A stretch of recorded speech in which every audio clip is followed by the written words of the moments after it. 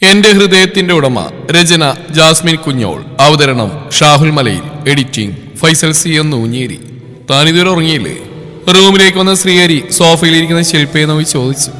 അതിനവൾ മറുപടി അറിയാതെ ഒന്ന് നോക്കുക മാത്രം ചെയ്തു. അപ്പോഴാണ് ശ്രീഹരി അവളുടെ മുഖം ശ്രദ്ധിച്ച്. ഒരുതരം ചെറിയ പിള്ളേരെ പോലെ മുഖം വീർപ്പിച്ചാണ് അവിടെ ഇരിപ്പ്. അതോടൊപ്പം അവൾ അടിച്ചത് അവന്റെ ഓർമ്മയിലേക്ക് വന്നു. അതോർത്ത് അവൻ എന്തോ ഒരു കുറ്റബോധം തോന്നി അവിടെ അരികിൽ ചെന്നിരുന്നു. സോറി, അപ്പോഴത് ദേഷ്യത്തിന് ചെയ്തു പോയതാ. Really sorry. അവനൊരു അപേക്ഷ പോലെ പറഞ്ഞു. വേണ്ട ശ്രീയേട്ടാ, അതിനെനിക്ക് വിഷമമൊന്നുമില്ല. അത് ഞാൻ അപ്പോഴേ മറന്നു. പിന്നെന്താ അതിന്റെ പ്രശ്നം? അത് മറ്റൊന്നുമില്ല, ചേച്ചിയുടെ കാര്യം ഓർത്തുപോയതാ. എന്ത്? ശ്രീയേട്ടാ, ചേച്ചി ഇത് ഓർക്കുമ്പോൾ ചേച്ചിയോട് വെറുപ്പ് തോന്നുന്നു എനിക്ക്. ചേച്ചി എന്ത് ചെയ്തെന്നാ താൻ പറഞ്ഞു വരുന്നത്? ഒന്നും ചെയ്തില്ലേ? എന്താണ് ചെയ്തതെന്ന് പറച്ചിൽപ്പാ? ശ്രീഹരി കുറച്ച് കടുപ്പത്തിൽ ചോദിച്ചു. അവന്റെ ചോദ്യത്തിന് ആളുടെ മുഖത്തൊരു തരം പുച്ഛം നിറഞ്ഞു. എങ്കിലും അത് മറച്ചു വെച്ച് അവൾ പറഞ്ഞു തുടങ്ങി. വർഷങ്ങളായിട്ട് ശ്രീയേട്ടന് ഇഷ്ടമാണെന്ന് പറഞ്ഞു. അവസാനം വിവാഹത്തിലെത്തിയപ്പോൾ ശ്രീയേട്ടന് വേണ്ടെന്ന് പറഞ്ഞ് കാലുമാറി. അത് കഴിഞ്ഞ് പ്രശാന്തേട്ടന് ഇഷ്ടമാണെന്ന് പറഞ്ഞു. അതും വിവാഹത്തിലെത്തി. ആ സമയത്ത് ഇന്ദ്രേട്ടൻ. ഇത്രയൊക്കെ പോരെ ശ്രീയേട്ടാ? ഓ അങ്ങനെ, അതൊക്കെ വിട്ടേ. അത് കഴിഞ്ഞില്ലേ? അല്ല, എൻ്റെ കാര്യം അവിടെ നിൽക്കട്ടെ. ഈ പ്രശാന്തിന് ഇഷ്ടമാണെന്ന് എപ്പോഴെങ്കിലും മായ പറഞ്ഞിട്ടുണ്ടോ? ശ്രീഹരി എന്തോർത്ത പോലെ ശില്പയെ നോക്കി പറഞ്ഞു. പിന്നല്ലാതെ ഒരുപാട് തവണ എന്നോട് തന്നെ പറഞ്ഞിട്ടുണ്ട്. ശ്രീയേട്ടൻ വേണ്ടെന്ന് പറഞ്ഞു പോലും പ്രശാന്തേട്ടന് ഇഷ്ടമുള്ളതുകൊണ്ടാ. ഓഹോ, അങ്ങനൊരു നാടകം ഇതിനിടയിലുണ്ടല്ലേ? അറിയാനെന്തായാലും വൈകിപ്പോയി. ശില്പ പറഞ്ഞ നന്നായി. എന്നാലും ഇന്ദ്രനോടും ശ്രദ്ധിക്കാൻ പറയണം. പക്ഷെ പ്രശാന്തിന് ഇഷ്ടമായതുകൊണ്ടാണ് എന്നെ വേണ്ടെന്ന് പറഞ്ഞ് ഞാൻ വിശ്വസിക്കുന്നില്ല. അതിൻ്റെ പിന്നിൽ മറ്റെന്തോ കാര്യമുണ്ട്. അതെനിക്ക് ഉറപ്പാ. എന്തായിരിക്കും? നിനക്ക് വല്ല ഐഡിയ ഉണ്ടോടാ? എനിക്കൊന്നും അറിയില്ല, അവൾ വെപ്രാളത്തോടെ പറഞ്ഞു. ശ്രീഹരി പറഞ്ഞ ഓരോന്ന് ഓർക്കവേ അവളാകെ വിയർത്തു തുടങ്ങി. വല്ലാത്തൊരു ഭയം ആ നിമിഷം അവളിൽ വിറഞ്ഞുകൂടി. ശ്രീയേട്ടാ, അതൊക്കെ വിട്ടേക്ക്. എന്തെങ്കിലും ഉണ്ടായിക്കോട്ടെ. നമ്മളെന്തിനാ ഇനി ചത്തുകുഞ്ഞിന്റെ ജാതകമൊക്കെ നോക്കുന്നത്? ഉള്ളിൽ ഭയം ഇരച്ചു കയറിയെങ്കിലും പെട്ടെന്ന് ആത്മസംയമനം വീണ്ടെടുത്ത് ശില്പ പറഞ്ഞു. എന്നാ പിന്നെ അങ്ങനെ ആവട്ടെ. ശ്രീഹരി ശില്പ ഉളികണ്ണാരം നോക്കിയിട്ട് ബെഡിലേക്ക് കിടന്നു. താനെന്തിനാ ഇങ്ങനെ ഇരിക്കുന്നു? വന്ന് കിടന്നോളൂ. വേണ്ട ഇന്ദ്രേട്ടാ, ഞാനിവിടെ കിടന്നോളാം. അതൊന്നും വേണ്ടടോ. അതൊക്കെ സീരിയലിൽ കാണുന്ന ഒരു തരം ചീപ്പ് പരിപാടിയാണ്. അങ്ങനെ ഒരു കാര്യം നമ്മുടെ ജീവിതത്തിൽ വേണ്ട. എന്തായാലും ഇത്രയും വലിയൊരു ബെഡുണ്ടായിട്ട് താൻ അവിടെ കിടക്കേണ്ട ഒരു ആവശ്യമില്ല. പിന്നെ നമ്മുടെ വിവാഹം കഴിഞ്ഞു. ചടങ്ങുകൾ കൂടുതൽ നമുക്ക് നാളെ അമ്പലത്തിൽ പോയി ചെയ്യാം. ഇനി മുന്നോട്ട് എന്തായാലും നീ ഈ ശ്രീമംഗലത്തെ മരുമകൾ തന്നെയാവും. പരസ്പരം അറിയാനും മനസ്സിലാക്കാനും സമയം വേണമെന്നറിയാം. അതുകൊണ്ട് അതൊക്കെ അറിഞ്ഞു മനസ്സിലാക്കി കഴിഞ്ഞിട്ട് മതി ഒരുമിച്ചൊരു ജീവിതം. അതുവരെ നമുക്ക് ഇങ്ങനെയങ്ങ് പോവാം. പറഞ്ഞൊന്നും മറ്റൊന്നുമില്ല. ഇങ്ങനെയുള്ള ഫോർമാലിറ്റി കാര്യങ്ങളൊന്നും നമുക്കിടയിൽ വേണ്ടെന്ന് മനസ്സിലായോ? അവൻ പറഞ്ഞിരുത്തി അവളെ തന്നെ നോക്കി. അതിനുള്ള മറുപടി ഒരു നേരത്തെ പുഞ്ചിരിയായിരുന്നു. എന്നാ വന്ന് കിടന്നു, ബാക്കിയെല്ലാം നമുക്ക് നാളെ സംസാരിക്കാം. ഇന്ദ്രൻ വീണ്ടും അവളെ നോക്കി ബെഡിലേക്ക് കിടന്നു. തൊട്ടപ്പുറത്തൊരു വിറയിലൂടെ വന്ന് മായയും കിടന്നു. മോളെ ശിവ. പുലർച്ചെപ്പോഴോ ചേച്ചിയുടെ വിളി കേട്ടാണ് ശിവ ഞെട്ടിയുണെന്ന്. ചേച്ചി, കുറച്ചുകൂടെ കിടക്കി ഇവിടെ. ശിവ ആരോടുന്നില്ല പറഞ്ഞു. ചേച്ചി. ശബ്ദമൊന്നും കേൾക്കാതെ വന്നപ്പോൾ അവൾ തൊട്ടരികിൽ കൈകൊണ്ട് പരതി. ചേച്ചി. വീണ്ടും അവൾ വിളിച്ചുകൊണ്ട് ബെഡിൽ എഴുന്നേറ്റിരുന്നു. ചേച്ചി. അപ്പോഴാണ് അവൾക്ക് ചേച്ചി ശ്രീമംഗലത്താണല്ലോ എന്ന ഓർമ്മ വന്നത്. അവൾക്ക് സങ്കടം കൊണ്ട് കണ്ണുകൾ നിറഞ്ഞു. ചേച്ചി കൂടെയില്ലാത്ത ഒരു രാത്രി കടന്നുപോയിരിക്കുന്നു. ചേച്ചി ഓർത്തോർത്ത് ഇന്നലെ രാത്രി എപ്പോഴാണ് അവൾ ഉറങ്ങിയത്? ചേച്ചി ഇത്ര വേഗം തന്നെ മറന്നു. ഈ ശിവയെ വേണ്ടതായോ? ഒന്ന് വിളിക്കെങ്കിലും ചെയ്തുകൂടായിരുന്നു? ഇനി വിളിച്ചിട്ട് അച്ഛനമ്മ എടുക്കാത്തതാണോ? ഓരോന്നോർത്ത് സങ്കടപ്പെട്ടിരിക്കുമ്പോഴാണ് എവിടുന്ന് ഒരു മെസ്സേജിന്റെ സൗണ്ട് കേട്ടത്. അവൾ വേഗം എഴുന്നേറ്റ് റൂമിൽ ലൈറ്റ് ഇട്ടു. ചുമരിലെ ക്ലോക്കിൽ സമയം നോക്കുമ്പോൾ 5 മണി. അപ്പോഴാണ് റൂമിലെ തട്ടിൽ ചേച്ചിയുടെ ബാഗുകളുടെ ശ്രദ്ധയിൽപ്പെട്ടത്. അവൾ വേഗം ബാഗ് എടുത്ത് തുറന്നു നോക്കുമ്പോൾ ചേച്ചിയുടെ ഫോൺ അതിലുണ്ട്. ചാർജ് തീരാറായി പീപ്പ് സൗണ്ട്. ശിവ വേഗം ഫോൺ കയ്യിലെടുത്ത് നോക്കുമ്പോഴേക്കും ഫോൺ ഓഫായി. അവൾ വേഗം ചാർജർ എടുത്ത് ചാർജ് ചെയ്യാനായി കാത്തിരുന്നു. കുറച്ചു നേരം ബെഡിലേക്ക് കിടന്നു. പക്ഷെ അവൾക്ക് ഉറക്കം വന്നതേയില്ല. വീണ്ടും എഴുന്നേറ്റിരുന്നു.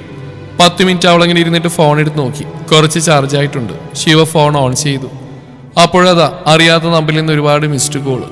ഇതാരായിരിക്കും? താനെന്താ ഈ വിളിയെന്ന് കേൾക്കാണ്ടിരുന്ന്? ഒരാലോചനയോടെ അവൾ ഫോണും കയ്യിൽ പിടിച്ചു നിന്നു. ശേഷം ആ നമ്പറിലേക്ക് അവൾ തിരിച്ചു വിളിച്ചു. ഇന്ദ്രേട്ടൻ്റെ നമ്പറിൽ നിന്ന് ചേച്ചിങ്ങാനാവും. ആ ഒരു ചിന്തയിലാണ് അവൾ വിളിച്ചത്. 3-4 ബെല്ലടിഞ്ഞ മറുവശത്ത് കോള് കണക്റ്റായി. മോളെ ശിവ. ചേച്ചിയാ പൊന്നെ.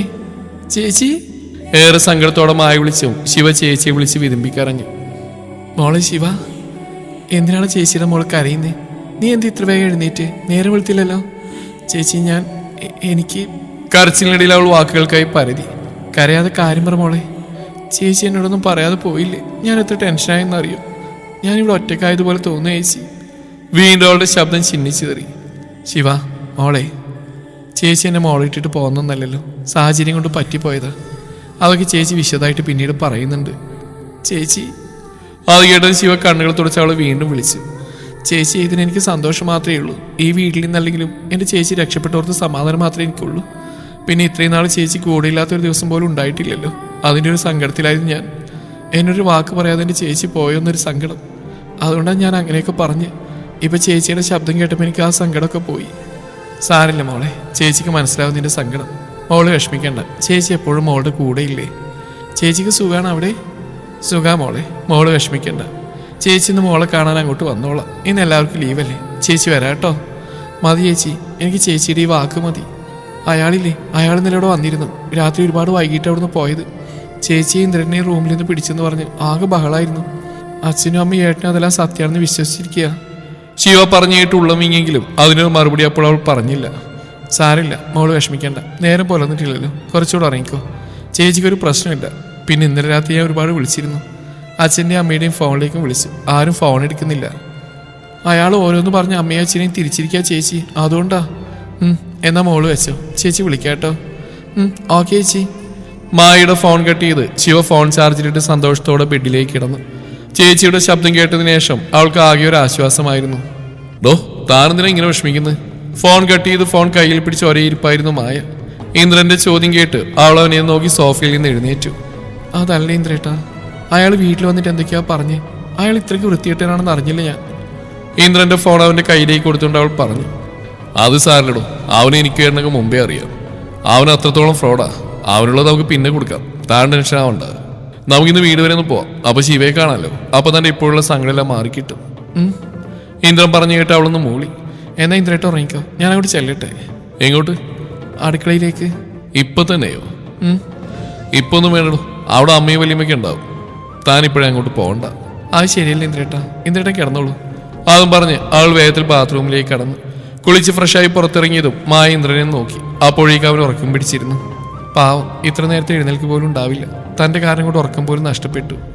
തന്നെ പോലെ തന്നെ ഇന്നലെ രാത്രി ഇന്ദ്രേട്ടൻ ഉറങ്ങിയിട്ടില്ലെന്ന് അവൾക്ക് മനസ്സിലായിരുന്നു.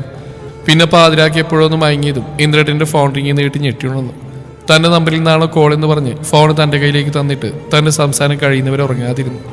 എന്തോ അവനെ ഓർത്തിട്ട് എന്തെന്നറിയാത്തൊരു നമ്പരം അവളുടെ ഉള്ളിൽ നിറഞ്ഞു. വീണ്ടും അവനെ നോക്കി എന്തോ വല്ലായ്മയോടെ മായ വാതിൽ തുറന്ന് പുറത്തിറങ്ങി. നേരെ താഴേക്ക് ഹാളിലേക്ക് ഇറങ്ങി പൂജാമുറിയിലേക്ക് നേരെ നടന്നു. പൂജാമുറിയിൽ ചെന്ന് വിളക്കത്തിച്ച് പ്രാർത്ഥിച്ചു. അവിടെ സിന്ദൂര ചെപ്പിൽ നിന്ന് അല്പമെടുത്ത് നെറുകിൽ തൊട്ട് പുറത്തിറങ്ങി. അപ്പോഴാണ് തൊട്ടപ്പുറത്തെ റൂമിൽ നിന്ന് യശോദ ഹാളിലേക്ക് കടന്നു വരുന്ന അവിടെ ശ്രദ്ധയിൽപ്പെട്ടത്. മായ അവർക്ക് നേരെ മെല്ലെ നടന്നു. ആഹാ, മോളെ എഴുന്നേറ്റോ? എഴുന്നേറ്റു. ആ, പൂജാമുറിയിൽ വിളക്കം വെച്ചല്ലോ.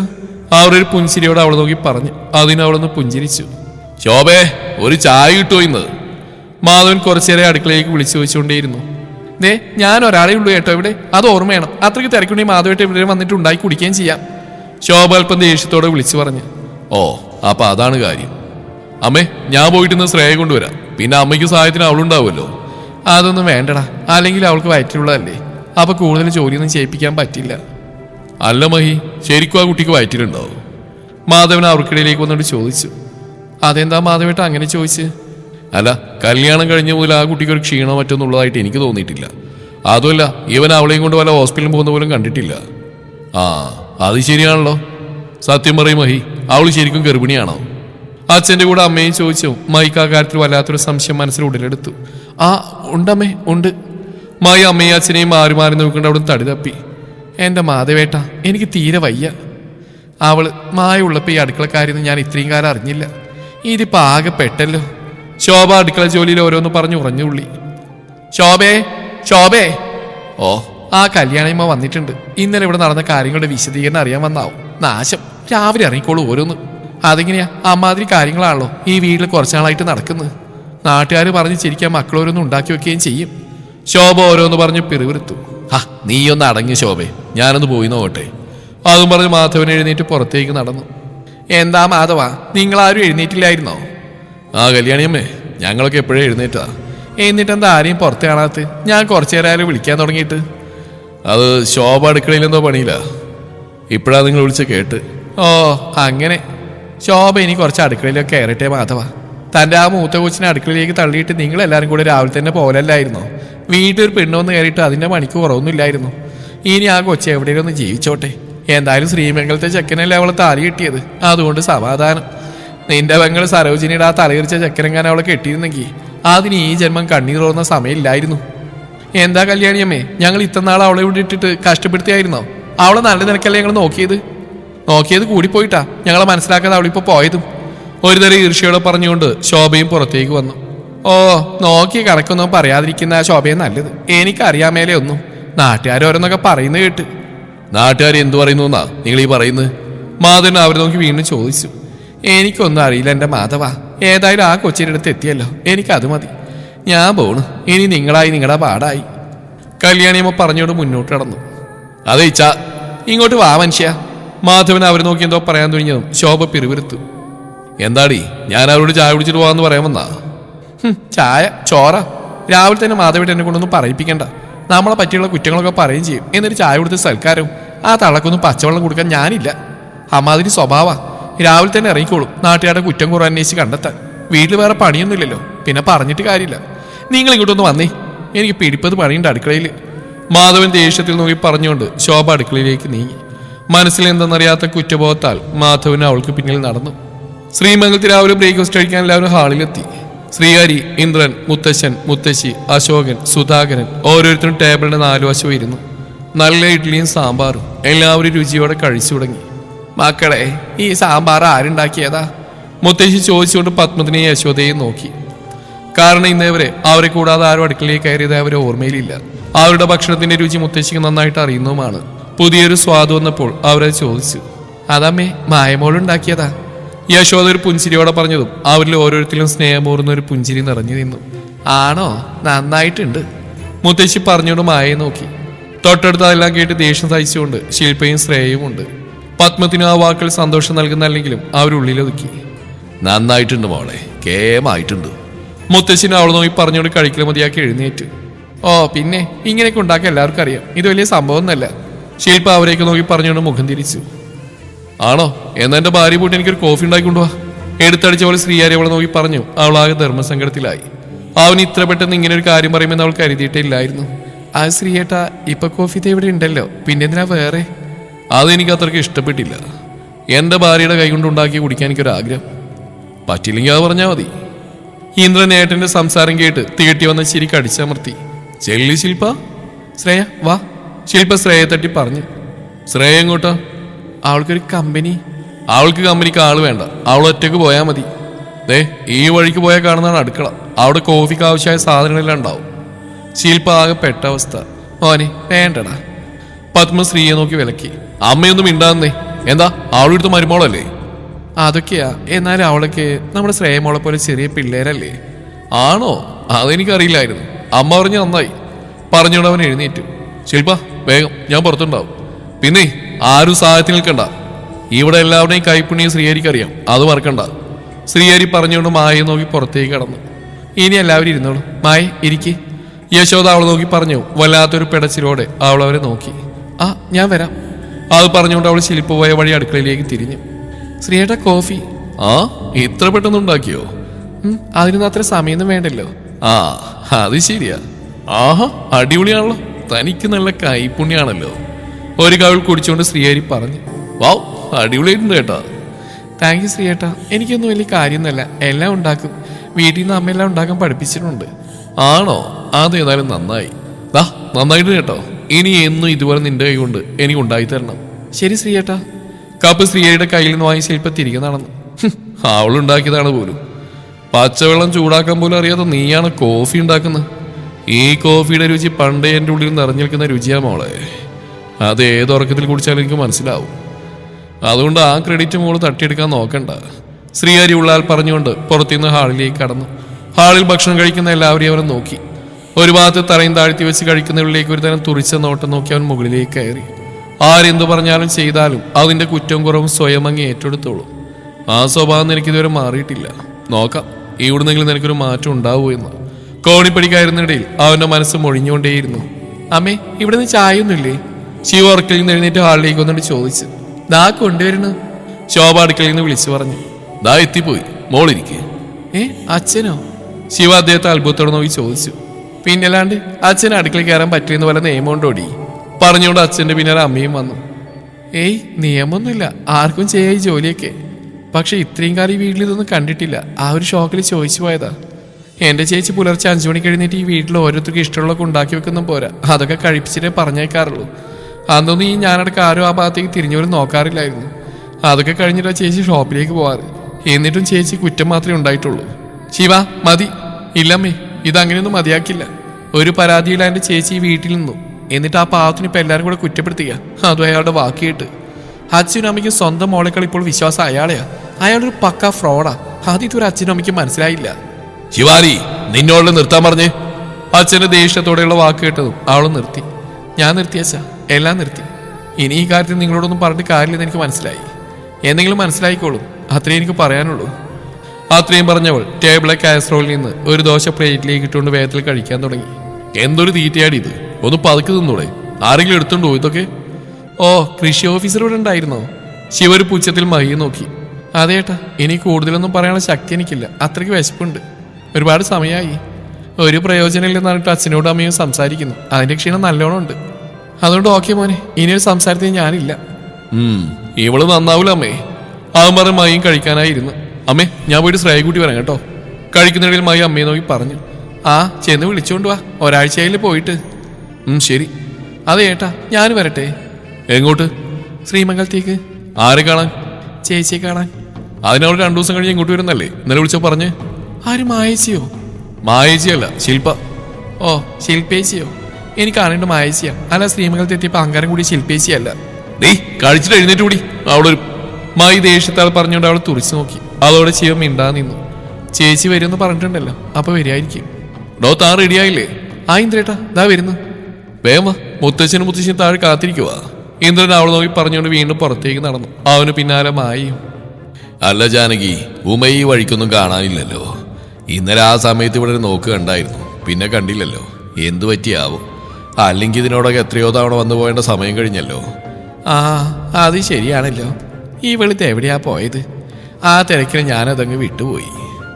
ഓള് പിന്നെ എപ്പോഴെങ്കിലും ഇങ്ങോട്ട് വന്നായിരുന്നു, ഞാൻ കാണാനായിട്ടാണോ? ശ്രീധരനും ജാനകിയും ചോദിച്ചുകൊണ്ട് ഇന്ദ്രന്റെ അമ്മയ്ക്ക് നേരെ തിരിഞ്ഞു. ഇന്ദ്രനെയും മായയും കൊണ്ട് അമ്പലത്തിൽ പോകാനായിട്ട് ഒരുങ്ങി പുറത്തിറങ്ങി. ആറു വരുന്ന കാത്തിരിക്കായിരുന്നു എല്ലാവരും. സീറ്റോളിൽ തന്റെ ഫോണിൽ നോക്കിക്കൊണ്ട് ശ്രീഹരിയും ഉണ്ട്. ഇല്ല അച്ഛാ, അതിനുശേഷം ഇങ്ങോട്ട് വന്നിട്ടേ ഇല്ല. ശ്രീകുട്ടിയെ പോലും കണ്ടിട്ടില്ല ഇങ്ങോട്ട്. അയ്യോ, വയ്യായിക വല്ലതും ഉണ്ടായോ ആവോ? അങ്ങനെയൊന്നും ഉണ്ടാവില്ല അച്ഛാ, ഇടയ്ക്കങ്ങനെ അവള് വരാതിരിക്കാറില്ലേ? അശോകനും വ്യക്തമാക്കി. എന്നാലും ഇങ്ങനെ വരാണ്ടിരിക്കുന്ന ആദ്യമായിട്ടാ. ശ്രീധരൻ തന്റെ വേവലാതി പറഞ്ഞു. അമ്പലത്തിൽ നിന്ന് വന്നിട്ട് ഒന്ന് അവിടെ വരെ പോയി നോക്കാം. ആ, അതാ നല്ലത്. ഇനിയിപ്പോ സമയമില്ലല്ലോ. മുത്തച്ഛ, അപ്പച്ചിയുടെ അടുത്ത് ഞാൻ പോയി നോക്കാം. ശ്രീഹരി മുത്തച്ഛനോട് സിറ്റുള്ളിൽ നിന്ന് വിളിച്ചു പറഞ്ഞു. ആ മോനെ, നീ അവിടെ വരെ ഒന്ന് പോയി വാ. ആകെ ഒരു സമാധാനക്കേട്. മുത്തച്ഛൻ പ്രയാസപ്പെടണ്ട, ഞാൻ പോയി നോക്കാം. ആ, ഈ പിള്ളേര് ഇനി ഇറങ്ങിയില്ലേ? ദാച്ച, അവരെത്തി. ശ്രീധരൻ ചോദിച്ചു. അവരകത്തുനിന്ന് ഇറങ്ങി വരുന്നേണ്ട യശോദ പറഞ്ഞു. മുത്തച്ഛ പോ പറഞ്ഞുകൊണ്ട് ഇന്നലെ സിറ്റോളിൽ നിന്ന് മുറ്റത്തേക്ക് ഇറങ്ങി. ഏട്ടാ, പോയി വരാം. ശ്രീഹരിയുടെ യാത്ര പറഞ്ഞ് ആ കാറിന്റെ അടുത്തേക്ക് നടന്നു. പിന്നിൽ ശ്രീഹരിയെ നോക്കുപോലും ചെയ്യാതെ മായും നടന്നു. തന്റെ ഒരു നോട്ടം കൊണ്ട് പോലും ശ്രീയേട്ടൻ വേദനിക്കരുതെന്ന് അവൾക്ക് ആഗ്രഹമുണ്ടായിരുന്നു. സുനി, വണ്ടി എടുക്ക്. അതിനാ മുത്തശ്ശ? ഞാനില്ലേ, നമ്മളെല്ലാവരും പോകുന്ന ഒരിടത്തേക്കല്ലേ? അത് ഇന്ദ്ര, ഒരിടത്തേക്കല്ലാത്തതുകൊണ്ടല്ല. അമ്പലത്തിൽ നിന്ന് ചടങ്ങ് കഴിഞ്ഞിട്ട് നീ മായമോളെയും കുട്ടി പുറത്തൊക്കെ ഒന്ന് പോയിട്ട് അവളുടെ വീട്ടിലേക്കൊന്ന് കയറിയിട്ട് വാ. അപ്പം ഞങ്ങൾക്ക് ഇങ്ങോട്ട് തിരിച്ചു പോരാലോ. വീട്ടിലെ കാര്യം പറഞ്ഞപ്പോഴേക്കും മായയുടെ മുഖം വാടി. മോള് വിഷമിക്കണ്ട. ഇന്നലത്തെ പിണക്കൊക്കെ അച്ഛനും അമ്മയ്ക്ക് മാറിയിട്ടുണ്ടാവും. കൂടുതൽ സമയമൊന്നും ഒരു അച്ഛനും അമ്മയും തന്റെ മക്കളോട് പിണങ്ങിൽക്കാനൊന്നും കഴിയില്ല. ഇന്ദ്രൻ കൂടെയില്ലേ, മോള് വിഷമിക്കണ്ട. മായയുടെ മുഖം കണ്ടതും യശോദ അവൾക്കരികിൽ വന്നുകൊണ്ട് പറഞ്ഞു. എന്നാ പോവാം. മുത്തശ്ശനും മുത്തശ്ശി അശോകനും യശോദയും ഒരു വണ്ടിയിൽ കയറി. പിന്നാലെ ഇന്ദ്രന്റെ കാറിൽ ഇന്ദ്രനും മായയും. പോയെല്ലാവരും? ആമ്മേ, അവര് പോയി. അമ്മയ്ക്ക് പോകണമായിരുന്നോ? കാറ് കയറ്റി കടന്നു പോയതും സിറ്റോളിരിക്കുന്ന ശ്രീഹരിയെ നോക്കി പത്മ അങ്ങോട്ട് വന്ന് ചോദിച്ചു. ഏയ്, ഞാൻ പോണില്ല. അല്ലെങ്കിൽ എനിക്ക് പോകണമെങ്കിൽ അങ്ങോട്ട് വഴിയറിഞ്ഞൂടെ? അവരുടെ കൂടെ പോണോ? ഓ, അങ്ങനെ. അമ്മയ്ക്ക് അവിടെ പോക്ക് കണ്ടിട്ട് വല്ലാത്തൊരു... ശ്രീഹരി പറഞ്ഞുകൊണ്ട് നിർത്തി. എന്താണോ നിർത്തിയത്? ബാക്കി കൂടെ പറയും. ബാക്കി തൽക്കാലം ഞാൻ പറയുന്നില്ല, അമ്മ ഊഹിച്ചെടുത്തോളൂ. ഇന്ദ്രൻ അമ്മയെ നോക്കി പറഞ്ഞുകൊണ്ട് അവിടെ നിന്ന് എഴുന്നേറ്റ് അകത്തേക്ക് പോയി. അവരുടെ സന്തോഷം ശ്രീഹരി കണ്ടതാണ്. ഇതേ സന്തോഷം തനിക്കും കിട്ടുമായിരുന്നു. എല്ലാം അകത്തേക്ക് നടക്കുന്നിടയിൽ അവന്റെ ഹൃദയം ഓരോന്നോർത്ത് നീറി. വേണ്ട, ഒന്നിനും ആഗ്രഹിക്കണ്ട. തന്റേതല്ലെങ്കിലും തന്റെ മുമ്പിൽ അവൾ സന്തോഷത്തോടെ ജീവിക്കട്ടെ ഇനിയുള്ള കാലം. ശിവരാവിലെ ബ്രേക്ക്ഫാസ്റ്റ് കഴിച്ച് റൂമിൽ നിന്ന് നോട്ട്സ് എഴുതുമ്പോഴാണ് മായയുടെ ഫോൺ ശബ്ദിച്ച്. ചേച്ചിയാവും എന്ന് മനസ്സിൽ പറഞ്ഞുകൊണ്ട് ഫോൺ കയ്യിലെടുത്ത് നോക്കിയതും ധന്യ എന്ന് ഡിസ്പ്ലേയിൽ തെളിഞ്ഞു കണ്ടു. ചേച്ചിയുടെ കൂടെ ഷോപ്പിൽ ജോലി ചെയ്യുന്ന ചേച്ചിയാണെന്ന് തോന്നുന്നു. എടുത്തു നോക്കാം. ശിവ പറഞ്ഞോണ്ട് ഫോൺ അറ്റൻഡ് ചെയ്ത് ചെവിയോട് ചേർത്തു.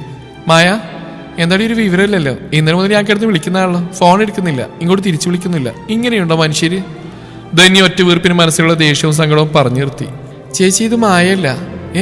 മായല്ലേ? പെട്ടെന്ന് ശിവ പറഞ്ഞു. ധന്യ വെപ്രാളത്തോടെ ചോദിച്ചു. അല്ല ചേച്ചി, ഞാൻ ശിവയാ. ആ, ചേച്ചി എവിടെ മോളെ? ഇന്നലെ സുഖമില്ലായ്മ പിന്നെ എന്തെങ്കിലും വന്നോ? ഹോസ്പിറ്റൽ എങ്ങാനും പോയോ? ഇല്ല ചേച്ചി, പ്രശ്നമൊന്നുമില്ല. ചേച്ചി ഇപ്പോൾ ഇവിടെ ഇല്ല, പുറത്തെവിടെ പോയതാ. വന്നിട്ട് അങ്ങോട്ട് വിളിക്കാൻ പറയാം. പെട്ടെന്ന് ശിവക്ക് അങ്ങനെ പറയാനാണ് തോന്നിയത്. ശരി മോളെ, മറക്കാതെ വിളിക്കാൻ പറയണേ. പറയേച്ചി. ധന്യയുടെ കോൾ കട്ട് ചെയ്തും അവളൊരു നിമിഷം പറഞ്ഞതിനെ കുറിച്ച് ആലോചിച്ചു. ഇന്നലെ ഇവിടെ നടന്ന പ്രശ്നം എന്താണെന്ന് കാര്യമായിട്ട് തനിക്കറിയില്ല. അതുകൊണ്ട് ചേച്ചി വന്നിട്ട് വിളിച്ചു പറഞ്ഞോട്ടെ. അല്ലെങ്കിൽ ഇവിടെയുള്ളവരെ പോലെ ചേച്ചി ആ ചേച്ചിയെ തെറ്റിദ്ധരിക്കും. ആരാടി ഫോണില്? പെട്ടെന്ന് അമ്മ റൂമിലേക്ക് വന്ന് ചോദിച്ചു. ആ ചേച്ചിയുടെ ഫ്രണ്ട് ധന്യേച്ചിയാ. ഓ, അവളൊന്നും അറിഞ്ഞില്ല. പുന്നാര കൂട്ടുകാരി ചാടിപ്പോയത്. ശോഭ പിറുവിറുത്തു. എന്റെ അമ്മയൊന്ന് നിർത്ത്. സ്വന്തം മോളെയല്ല അമ്മ ഇങ്ങനെ കുറ്റപ്പെടുന്നത്. മതിയല്ല ഇനിയും? അതിന്റെ തെണ്ണം നിങ്ങൾക്കാർക്കും പറഞ്ഞാൽ മനസ്സിലാവില്ല ശിവ. മാതാപിതാക്കളെ വേദനിച്ചു പോയൊരു മക്കളും ഗതി പിടിക്കൂല. എന്റെ അമ്മേ, ഇപ്പൊ പറഞ്ഞതിനൊക്കെ അമ്മ ഒരുപാട് വേദനിക്കേണ്ടി വരുന്ന ഒരു ദിവസം വരും. അത് മറക്കണ്ട കേട്ടോ. ശിവ വേദനയോട് അമ്മയെ നോക്കി പറഞ്ഞു. ആ, ആയിക്കോട്ടെ. അപ്പോഴുള്ള വേദന ഞാനങ്ങ് സഹിച്ചോളാം. വീണ്ടും എന്തൊക്കെയോ പറഞ്ഞുകൊണ്ട് ശോഭ മുറിവിട്ടു പോയി. തുടരും ഈ കഥയുടെ ബാക്കി ഭാഗം നാളെ ഇതേ സമയം.